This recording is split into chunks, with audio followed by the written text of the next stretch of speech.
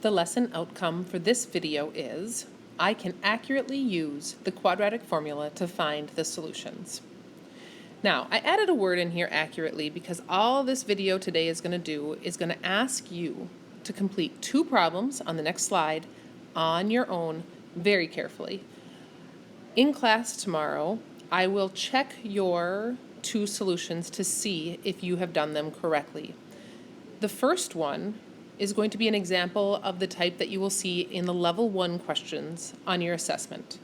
The second one will look like a level 2 type of question.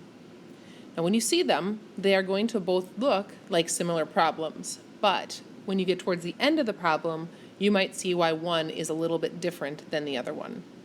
So, your job is to use the quadratic formula, x equals negative b plus or minus the square root of b squared minus 4 times a times c, all divided by 2a, for the next 2 problems on the next slide. And then again, circle your final answers and bring that to class the next time we meet. That's it for the video. Again, do the 2 problems on the next slide. So here are your 2 problems. Please do number 1, circle your answers, then do number 2 and circle your answers.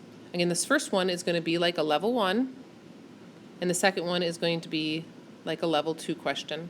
And maybe you'll see at the end of the problem why they are different levels. Okay, and one last thing, remember, you are using the quadratic formula to solve these. You are not just using the discriminant to find out how many solutions there are. I'm looking for the actual solutions. All right, go to work.